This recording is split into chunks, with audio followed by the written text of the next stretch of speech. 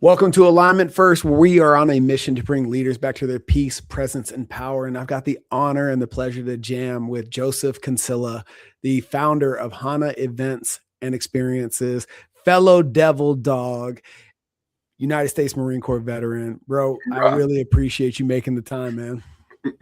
Of course. I've been looking forward to doing this with you. Dude, this has been a long time coming, man. We've been in our respective overlapping circles for a little over a year now. And right before we started this conversation, it dawned on me that it's such low-hanging fruit that we have the Marine Corps connection, and it's like the last thing we connected on. Yes. But the thing that probably solidified it the most. Yeah, 100%. You know, it people always wonder, you know, why, you know, you get two Marines in a room and there's like this vibe. And if you're on the outside looking in on that relationship, you know, it's like, you guys don't even know each other. You didn't serve at the same time. You weren't in the same unit. Like there's all these like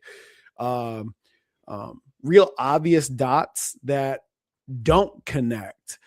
And yet our relationship is almost immediately validated and verified. And what I tell people is like, there's things that I know, even if I don't know, there's things that I know that you've been through that I don't need to discern or figure out through a collaborative lived experience. I know how you show up under pressure. I know that integrity is high on your value tree, and it's all by virtue of coming through that same pipeline into the big green machine. And I'm curious, from your side of the equation, what did I leave out, or what would you add to that? Well, I was just about to say the same thing. Like, I know what you went through without standing next to you during your time in the service. It might not be exact, and I couldn't give you like stories of how it went down, but it's probably pretty similar to mine. And I think just the way they beat values into us, they force feed it to us from the very beginning. They break us down. They eject all of the stuff that, like, what was it anyways? Why did we need it? And then they replace it with some real rock solid standards and values. And even at times it can be a double-edged sword, and I have to check myself on that constantly. But oh, for sure. I gave a talk at the Thunderbird School of Global Management not too long ago. And one of the questions that came from the field was, what did I take into business from my Marine Corps experience? And right there's a lot of like obvious cliche answers, you know, leadership and a standard and da da da da da. So I went the other way, and I was like, let me tell you what I had to unlearn. You know, like knife hands and motherfucks don't get it done out here. They don't have the same motivating zhuzh that they did once upon a time. And that is, you know, 100. It took me a long time and a lot of ego death, a lot of identity shifting to come to that conclusion. And I'm curious, I think that's a great place to start this conversation. What was some of the unlearning that you had to move through? Because you're very, you're not forward facing with your status as a veteran and a Marine the way a lot of us are. I know for me, it was like my calling card in training at the very beginning. Like, you want to work with the Marine, you know, and is it by virtue of the industry that you segued into after service, or, you know, tell me, walk me through it. I think for me, it was an avoidance thing for a while. I came out of the military with a lot of trauma that I couldn't put my finger on any of it. And I didn't start, like, my wake-up call didn't start until probably the second or third civilian I made cry. Oh, okay. Yeah. I was very brash. I've always been kind of a blunt, straightforward kind of a person, but the Marine Corps just supercharged that in a very big way. But after the military, like I would shoot a gun for like a year after I got out. I wouldn't go hiking in the mountains for like a year after I got out. Like I wouldn't do a lot of these things that I love. Like I now love it, and I do them very regularly. Mm-hmm. But it was just like the middle finger to the military. Like, no, I was forced to do this stuff for 6 years, and same thing with all this on my face. Mm-hmm. I think I've shaved once since I got out of the military, and I hated it. So, and the dreads now, like people look at me and they're like, "Whoa, you were in the military?" And so, a lot of that stuff that I had to unpack is really like remembering, like to give people grace and to understand that people needed to be a little bit softer. Mm-hmm. Uh, I think I struggled with empathy before the military, and after the military, it wasn't part of my vocabulary at all. Sure. And so and I've learned that mostly through the mirrors that my relationships have been, like my personal relationships. Mm-hmm. Empathy goes a long way when you're in a relationship with somebody, and if you don't get that down, you're gonna have a long, hard road. Dude, I think that is such a high level of self-awareness. You know, I tell people all the time, you know, in my coaching practice, in my partnership, in business, my marriage, you know, my kids are too young to understand, but eventually I'll give them that. I'll give it to them. I'll give them this reflection at some point, because it is responsible for a lot of uh, the friction that I've experienced in civilian life, in that empathy is a learned character trait for me. And I don't think that's a Marine thing, but to your point, if it was something you were working on before, it can be almost non-existent by the time you get out. And the observation that I made in my business life going to that brought about the, you know what, maybe I should figure this empathy thing out, is the speed and urgency of decision making. And how I describe, I was an air traffic controller, 7220. What was your MOS? 3381. I was logistics and cooking and field cooking and taking care of Right. sustenance. So whether you're swinging with the wing or out there in the woods with the grunts and everything in between, every decision that we make while we're part of the big green machine is under the premise of life and death. Mm-hmm. If you mess this up, whether, you know, we're talking about everything from scrubbing the fucking floor with a toothbrush, barrack stuff, to no shit, life or death, operational consequences. Everything's under the premise of, if you mess this up, people will die. And to dial that back and create a realistic expectation while maintaining that the highest level of accountability, that was a massive juggling act for me. What did that look like for you? Well, for me, like I learned that validation is part of empathy, and for me, I don't seek validation from people. It's I don't comprehend why people need it so much. Mm-hmm. And so I couldn't get it through my head, and I had to learn that you can validate to I guess give credit to the experience that they're having, that's a very real felt experience to them, without agreeing with them, Mm-hmm. and without enabling them further. Yeah, dive deeper in that. So it showed up in my relationships for a long time, and they would clearly say with their words what they needed from me, what they needed more of from me. And I'm like, well, it just sounds like you're approval seeking. It sounds like you're like just wanting me to like pat your butt and tell you like everything's gonna be okay and your experience is real. I'm like, okay, get the fuck over it. Like, and it was really hard for me to like, I don't know, like acknowledge that it's something that is valuable for them that they need.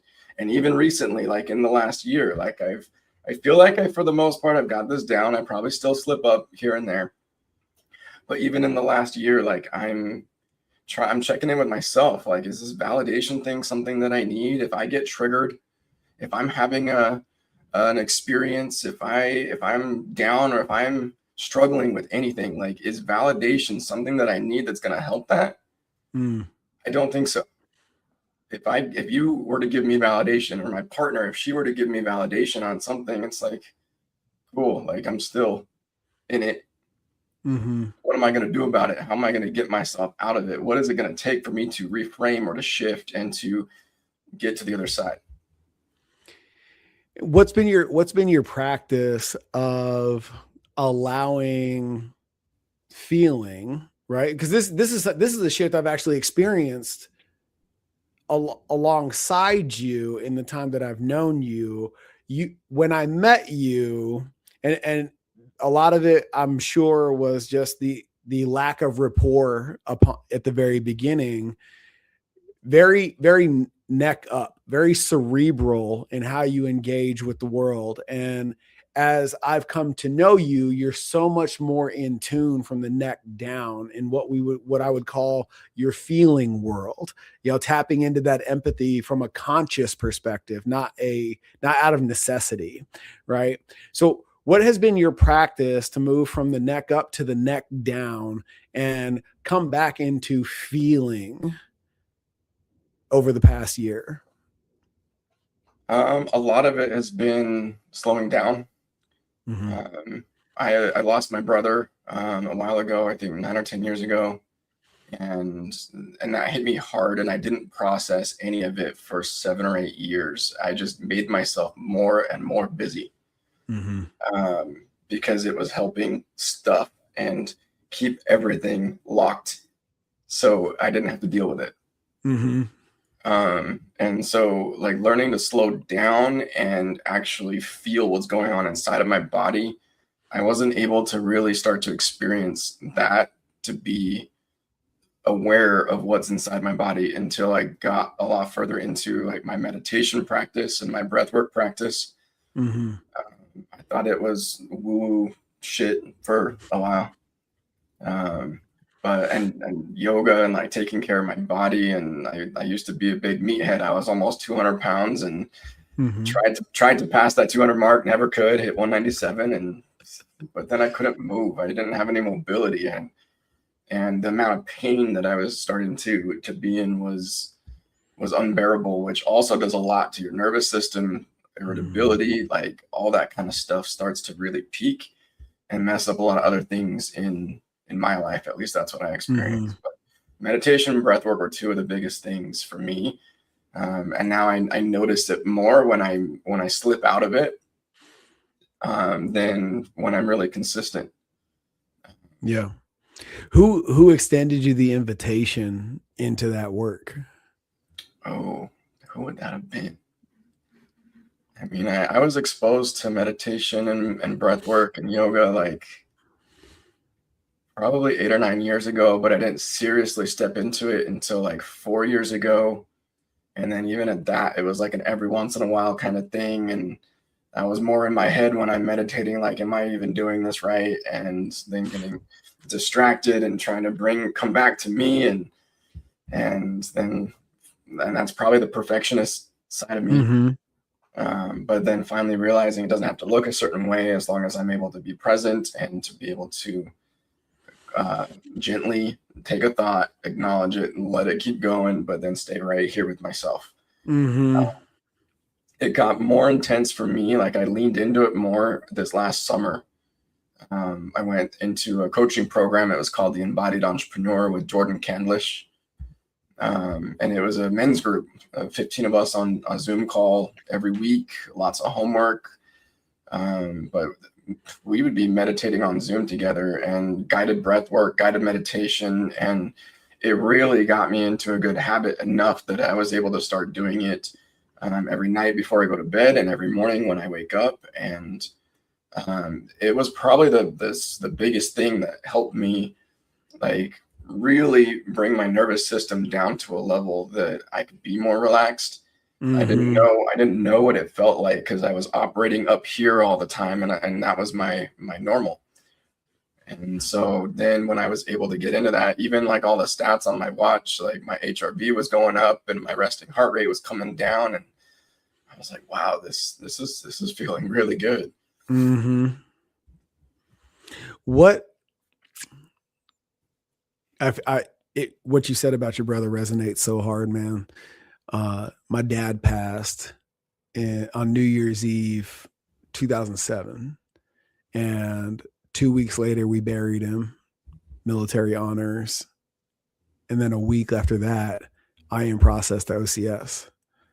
Oof. And it wasn't until I was driving back from Scottsdale to Yuma, 3.5 hours alone in the desert. And for some random reason, never happened before. I've been on that stretch of the 8 a million times by then.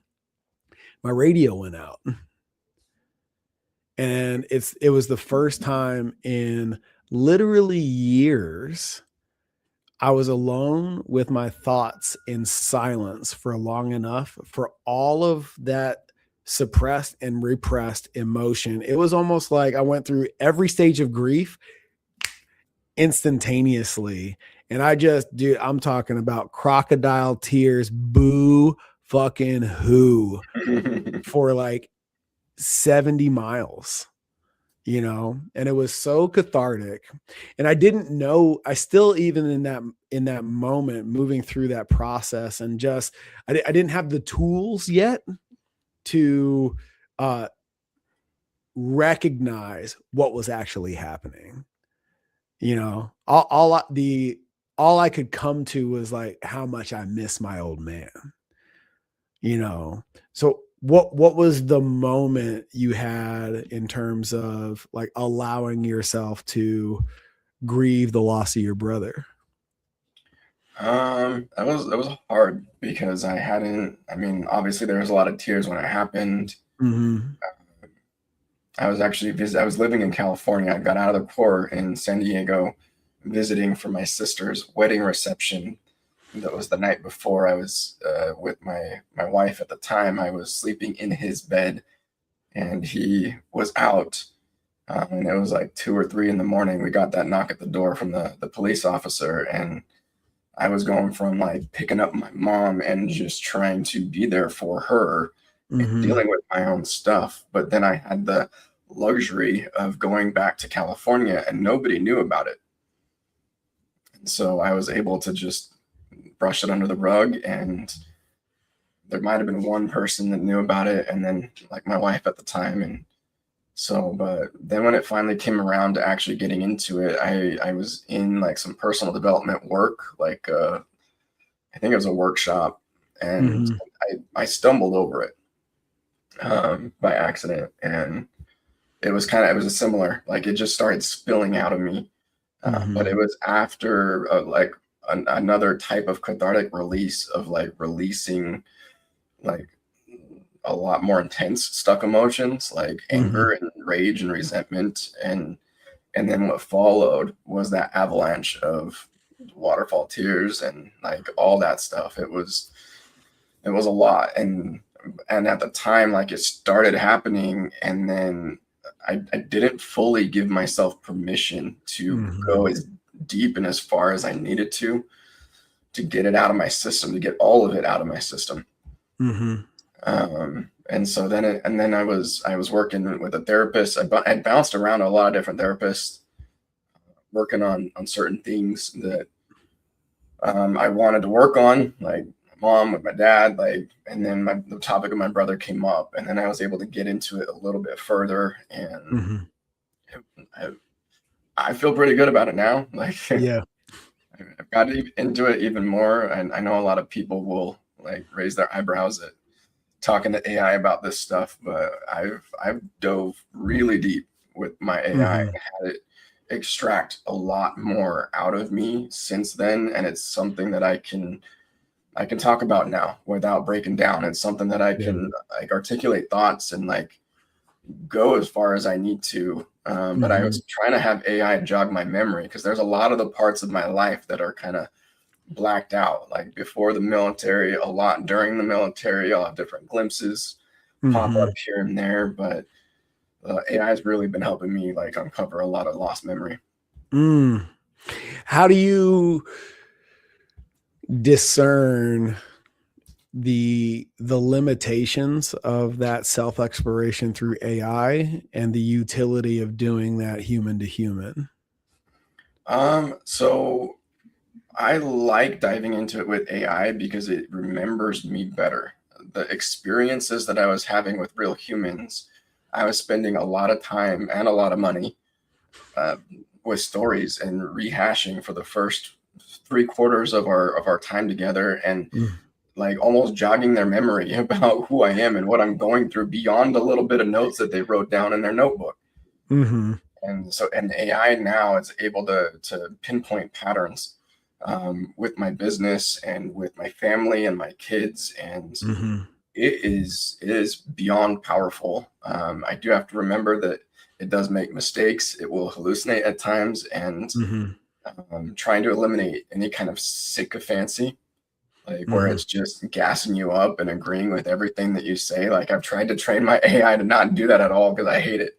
Right.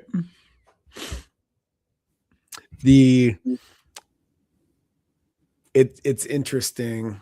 You know, we sat down and we had a session, and we're able to connect some cosmic dots around the utility of your business and building and you leveraging it to create the existence and the universe that supports the highest and best version of Joseph. And coming into this conversation, I was sharing with someone the out of body experience that I had that really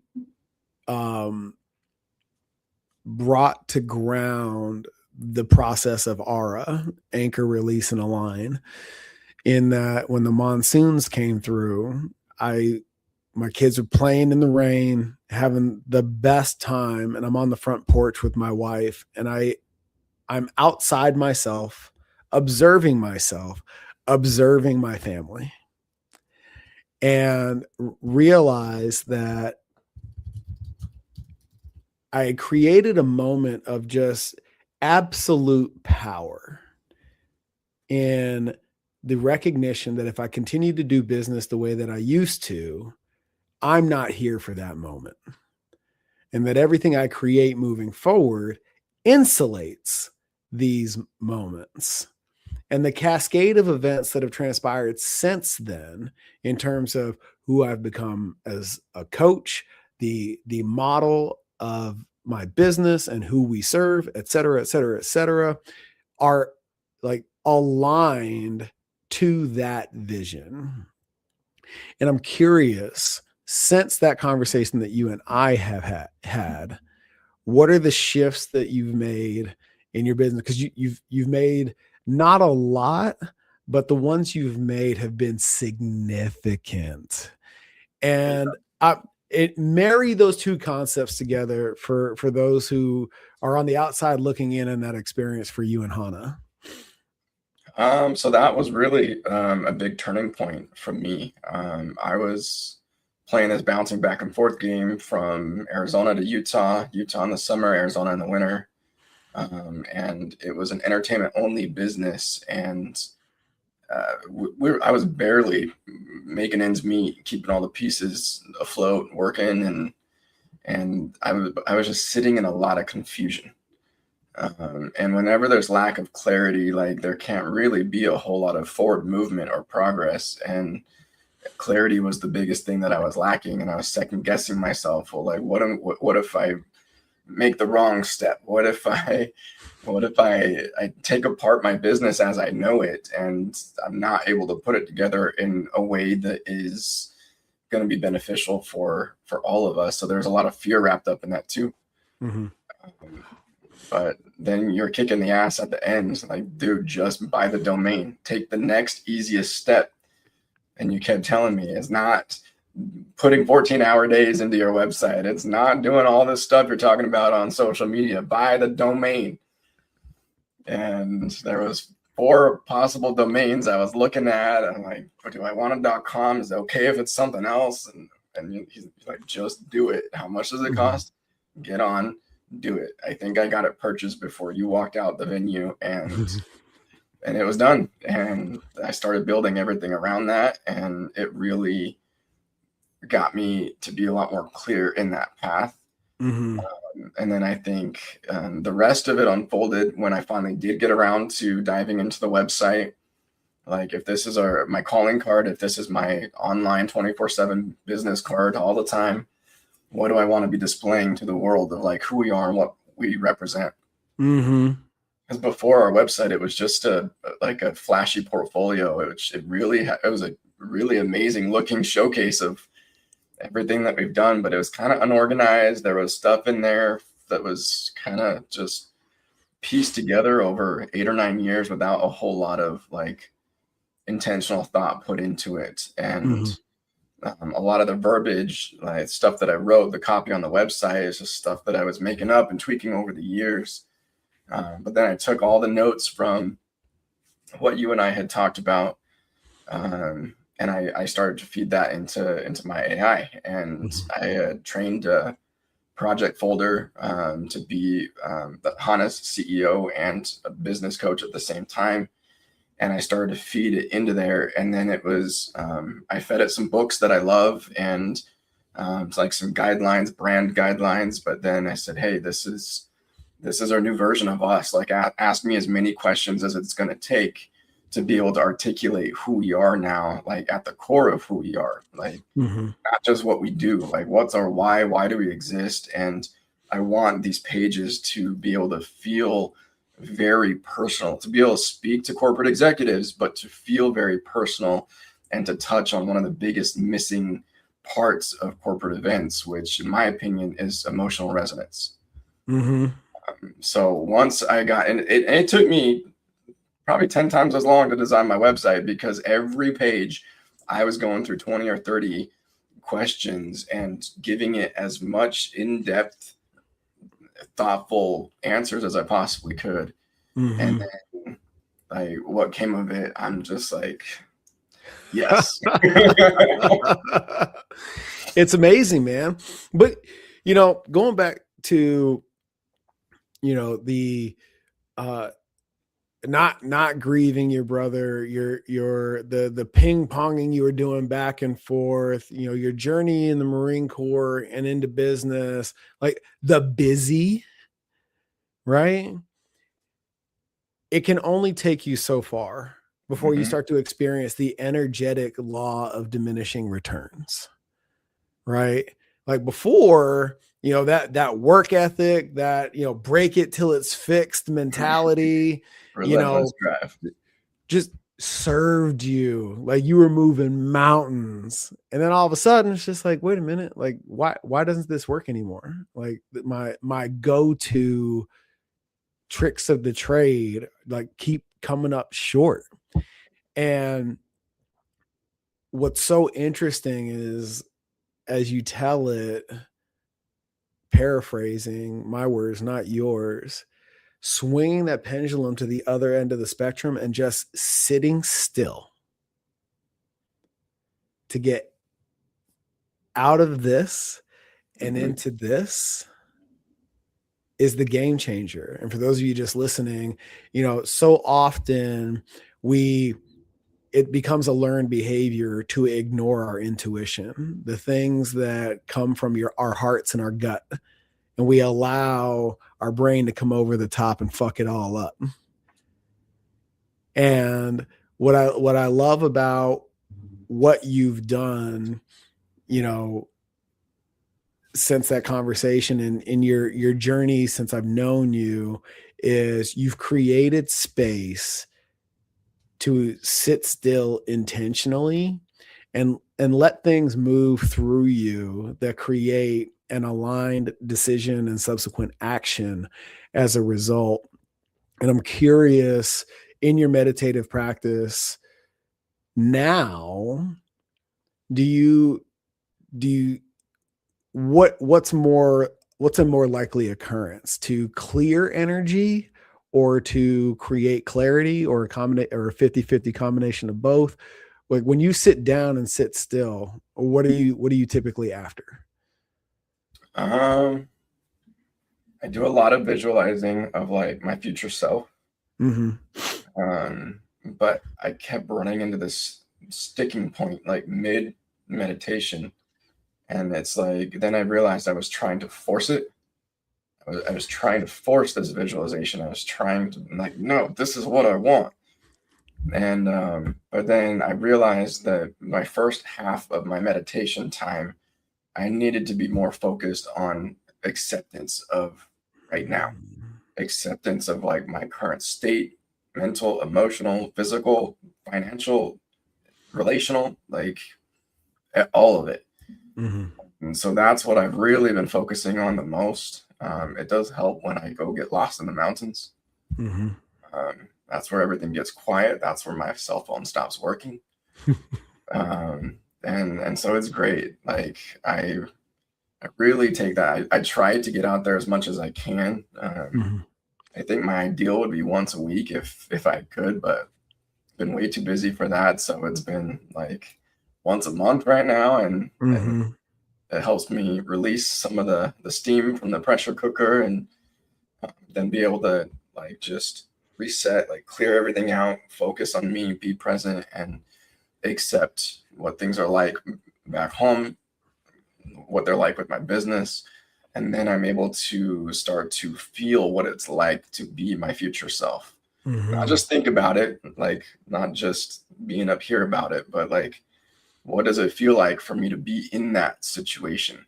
What does it feel like to like not have money as a worry, or be stressing about like what people think about me? And Mm-hmm. then I'm able to come out of that and return to real life, and um, take those steps to be vulnerable. It's not easy to be so vulnerable and raw and authentic online, on my website, on my social media, the messages that we're putting out in person. When I pick up a microphone in front of 1,000 people, like it takes a lot, and Mm-hmm. it's like a gut check every single time.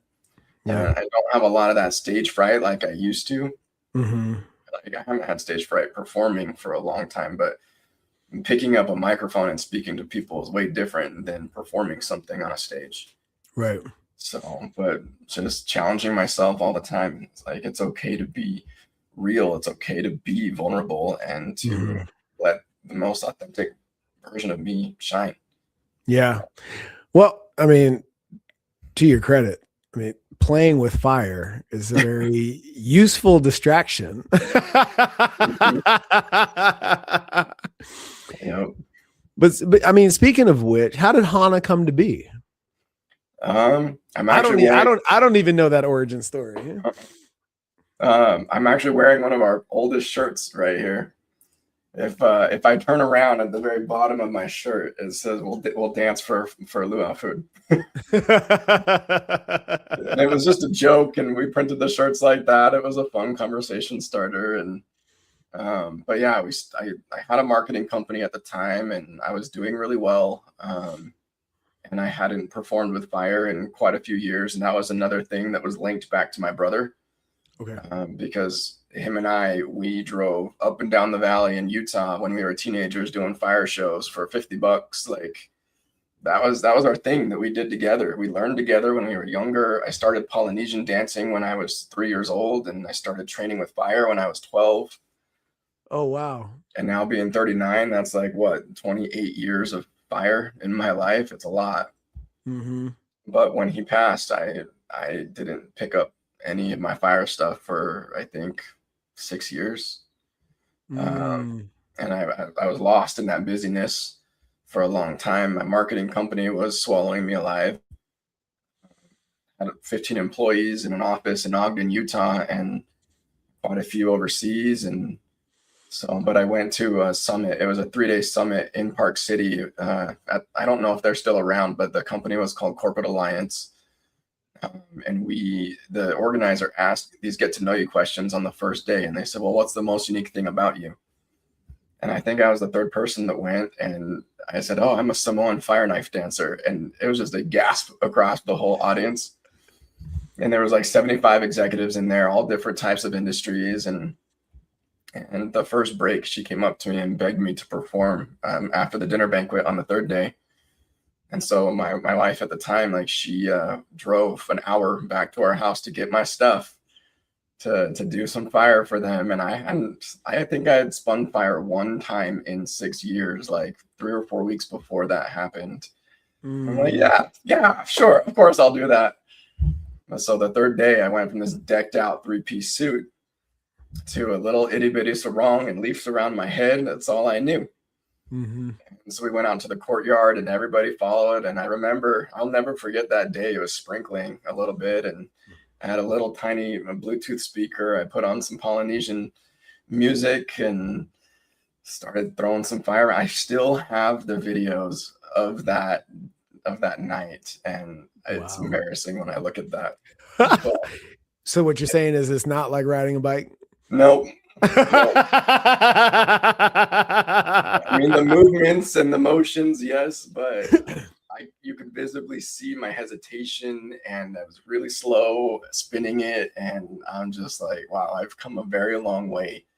But after that, they all started calling me the fire CEO. And I'm like, that's catchy. I guess I'll buy that domain. And I ran with that for a while. And it still, I think, was another year after that I didn't start the entertainment company.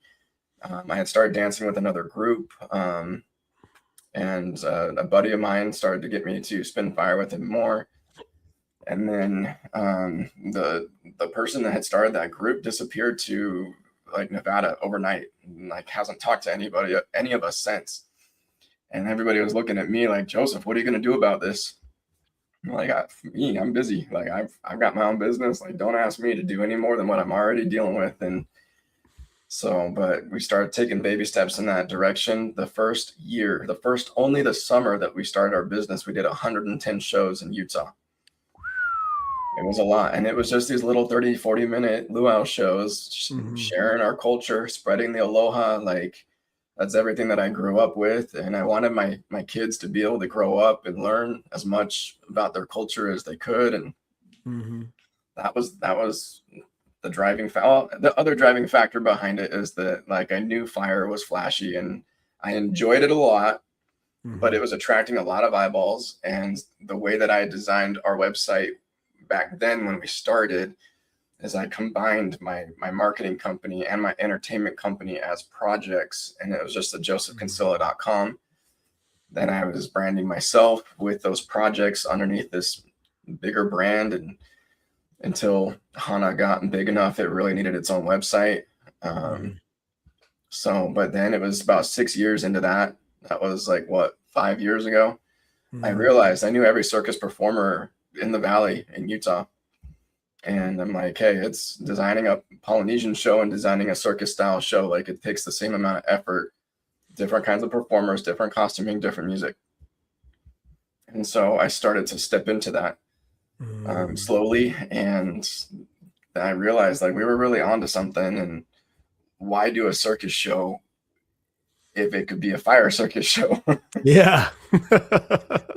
So that's the origin story. That's how it all started. That's awesome, man. So here's a question for you. And I'm curious if this parlays into your experience in the Marine Corps as well, because I've experienced you, and outside of our friendship, I know others see you as a natural leader. But as you describe the origin story of Hana, and there's like hints of it elsewhere in the telling of your tale, you seem to be a reluctant leader, right? Do you feel like you're just so comfortable in who you are and being in your lane that when somebody outside of that field comes in and asks you to step into theirs, i.e. grow Hana, right? Is it like a surprise to you, or is it like, or do you not see yourself as a leader in that vein? At the time, I didn't. And that's, I think, where the reluctancy was and the hesitation, and what I was doing was working. I mean, I needed to grow it more, but our marketing company, we were we were throwing down $5,000, $6,000 a month retainer packages, and had clients all over the country, and like it was going well. And I knew I was tapped out, and I've known from I think the time I was a teenager, even before the Marine Corps, that I have a habit of taking on too much. And so I was really trying to pace myself and make a smart decision. Like, hey, if I do this, it's going to eat into my bandwidth. And what about my family? And what about my current business? And I didn't have enough support in my current business to be able to step out of it.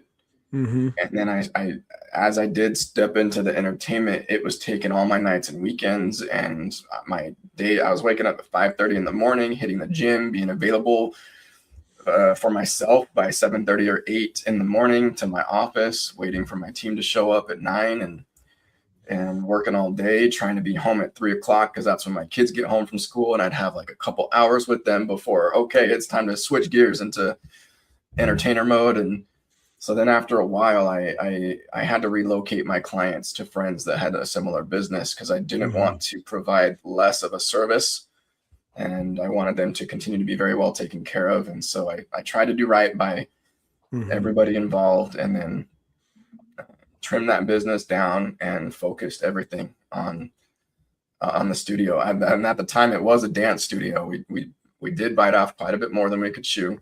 It was nice for our performance team to have a nice studio to train in, but we took on a $6,000 a month overhead with that studio. And students, I think the max that we got with recurring monthly payments from students was about $3,200. Yikes. So I was having to come up with the difference. I was taking other jobs as a CMO with other companies, and it just was a lot of putting the pieces together, like every step of the way. And so, yeah, reluctancy, yes. Like when it comes to my bandwidth, I'm even more careful about my bandwidth now than I was back then. And I feel like I would probably make the same decisions again if I had to, and maybe a little bit different. But that's kind of how that all happened. I don't feel now like I don't feel like I have any type of hesitation when it comes to leadership. But there was a lot of sticking points inside of me, and I think insecurities that I had to overcome. Even coming out of the Marine Corps, like I still had insecurities in different spaces and different circles, a lot of imposter syndrome that I had to overcome for a while. And it's like, okay, people say fake it till you make it, but I don't really resonate with that because it doesn't feel authentic. Yeah. And so, and even like a year after we started the studio, my partner at the time, he took off to do his own thing. He didn't like combining circus style anything with what we were doing. And so, and then it was up to me because he was the one emceeing all of our shows. And then again, the team was like, Joseph, what are you going to do about this? And I'm like, I'm not, who else can jump on the mic? Like, I'm not me. And I spoke on stage like a little bit before that, but it was a different industry. It was a different topic. And so I picked up the microphone and I sucked. Yeah. I sucked bad for like 30 shows, like out of 110 shows the following summer. I worked my way through it it took 30 shows for me to get comfortable.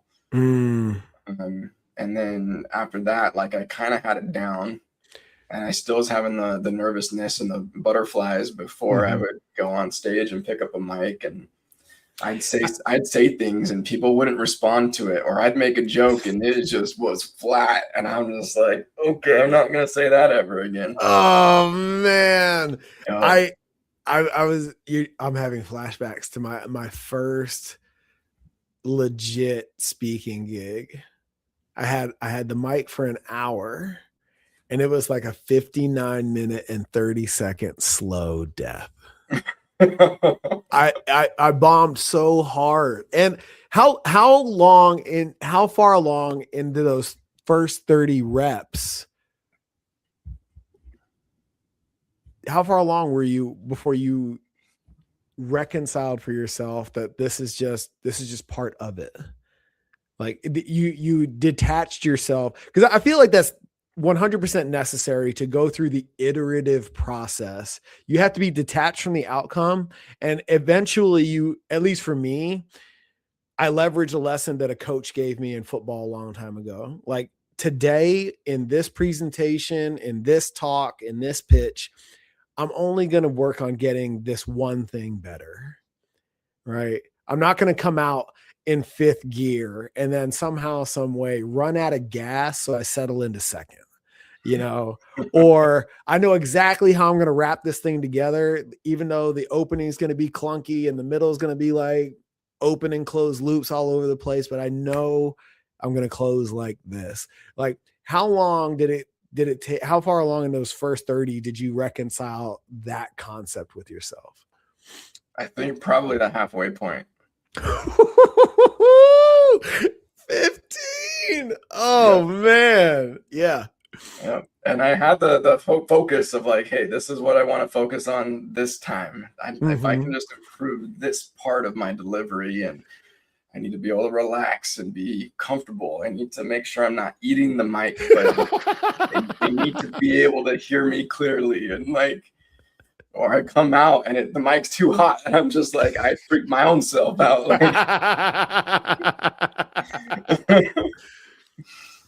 oh, and then for me, it was the buzz and the shuttling around of everything. Because we'd come in, I'd be setting up the speakers and the mic and the show and the coordinating with the client, the performers. And sometimes I wouldn't even have 5 minutes to sit down and take a breath before it's time to go. And like, yeah, I thrive under pressure. I figure it out as I go, but I realized pretty quickly if I can take 5 or 10 minutes and just say, hey, everybody, leave me alone. I need just some me time before we kick this thing off. I would do a lot better. I wouldn't be so scattered. Like half the time I was trying to record every single one of them because I could never remember what I said when I got off the stage. Like full on blanking. And sometimes I'm just rattling in circles. Like I don't even know. And so I had a lot to work on. But now I was like, I could pick up a microphone. Like, we're here. What are we talking about? Let's go. So it's still amazing having moved through that experience.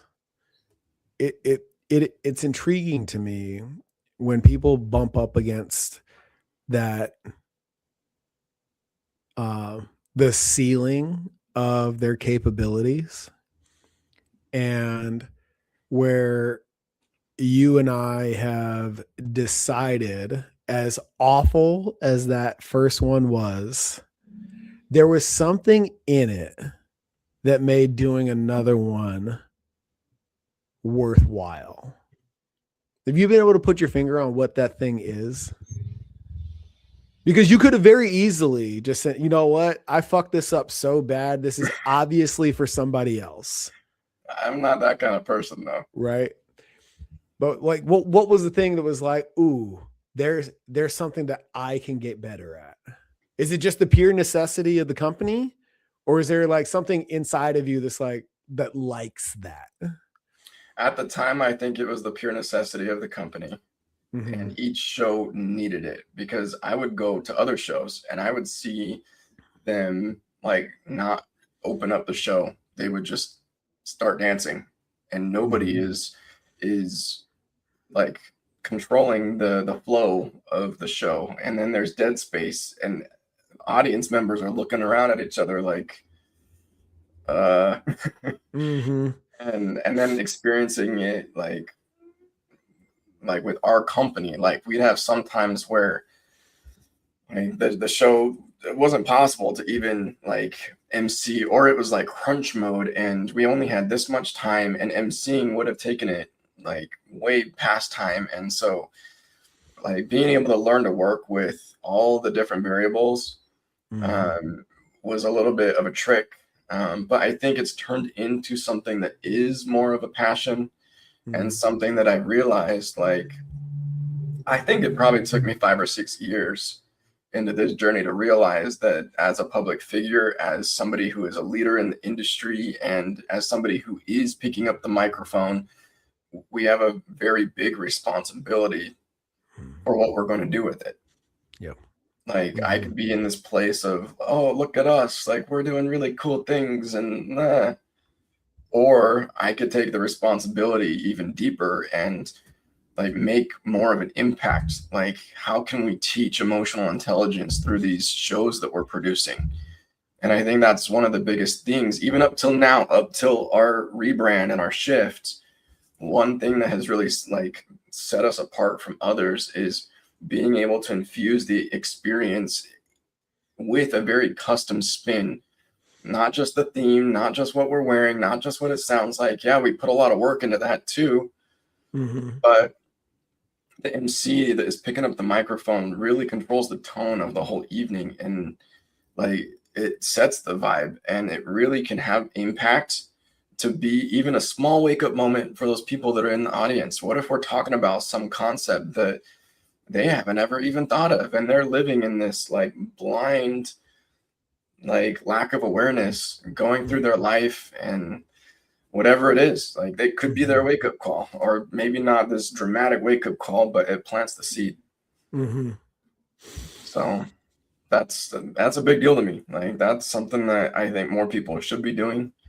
And if anybody's going to pick up a microphone, yeah, it could be entertaining. They could be there to make people laugh. They could be there to make people cry. Like, but if they're not focused on like the impact, with all my practice of sucking badly, I had to start to really focus on what is the impact that I want to have, and then kind of plan backwards from there, and then realize it doesn't matter how I get there as long as we hit that mark.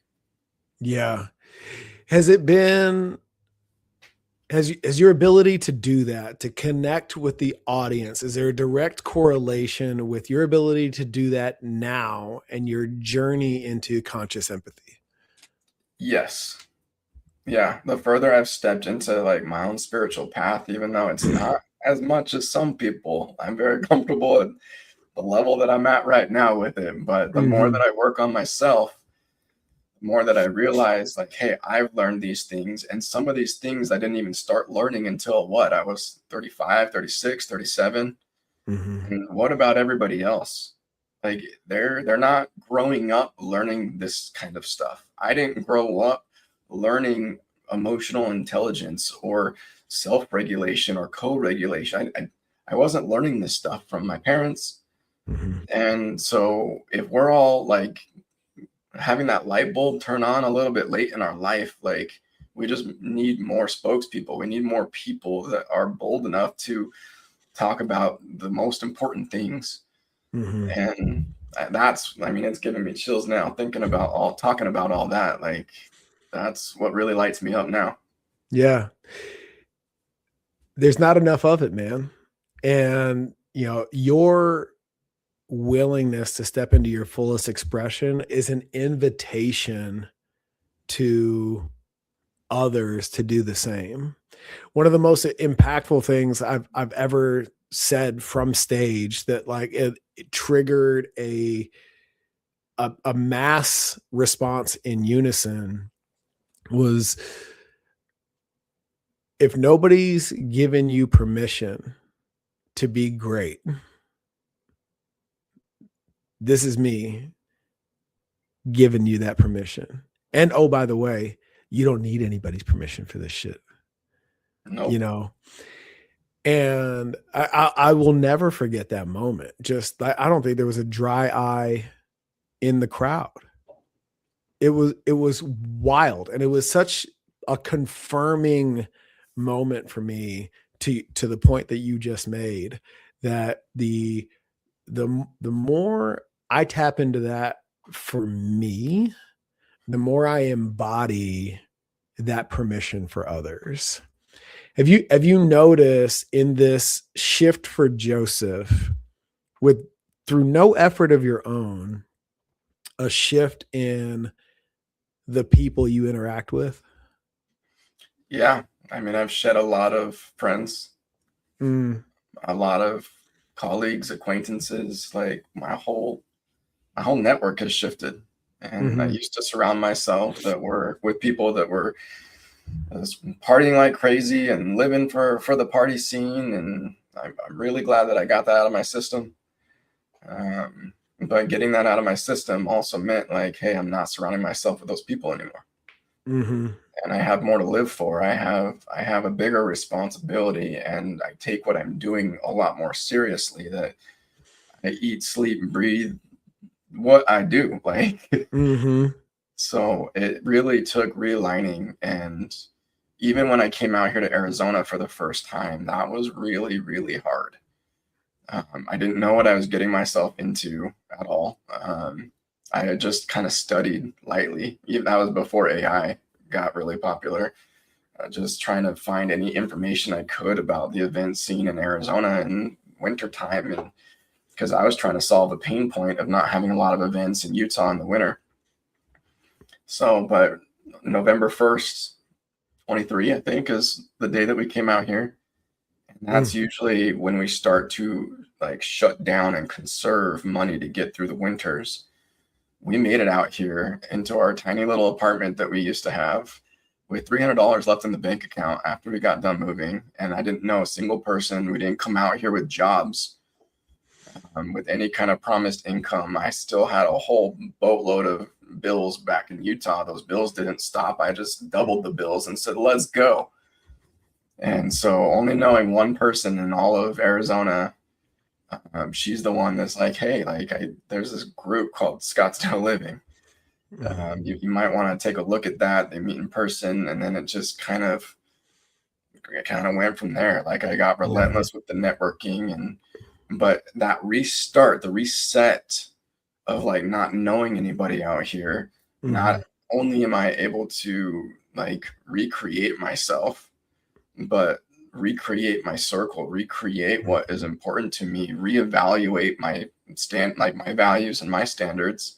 And that's been huge. And now I feel like some of the friends that I have out here in Arizona, like we can do anything for each other at the drop of a hat. And I do have friends like that in Utah, but I feel like the community that we have out here now, like it's just rock solid. And I appreciate every connection that I've run into every step of the way. Like no one's ever obligated to introduce anybody or connect anybody to anybody else, but every connection or referral or whatever that's come my way, like I place a lot of value in that, and it's amazing. And now I'm looking more for those types of experience. Like when there's somebody, we've been trying to have a one-to-one for a little while.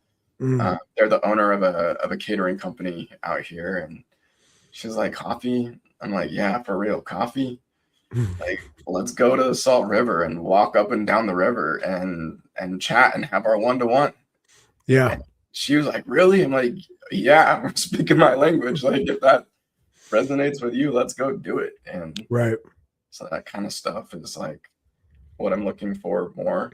I found a group out here that does a bonfire, not a bonfire, a bonfire. Oh yeah.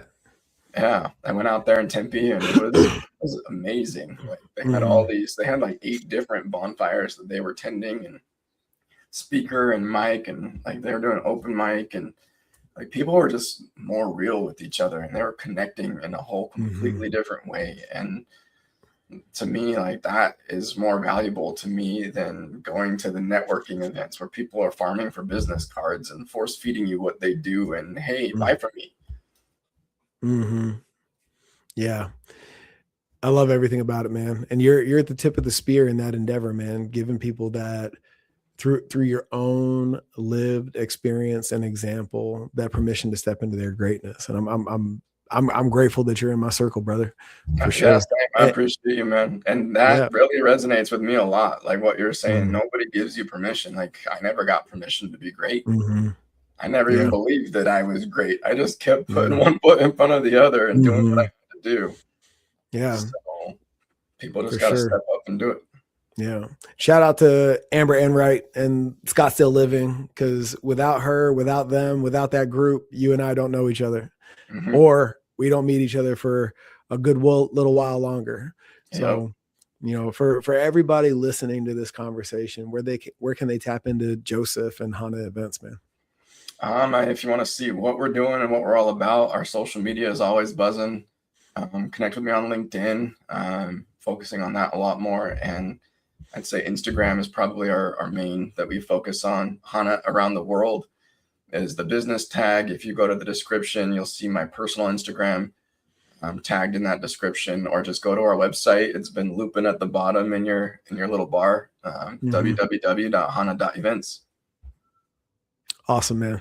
Grateful for you, brother. For everybody listening, get out there, especially if you're looking for an event and you're looking for a quality experience. Joseph and Hana Events are your go-to 100%. And if you're on a mission to become the fittest leader possible, that starts with integrity, courage, and ownership. And Next Level is 100% there to support you in that endeavor. But it all comes down to alignment first. We'll see you next time.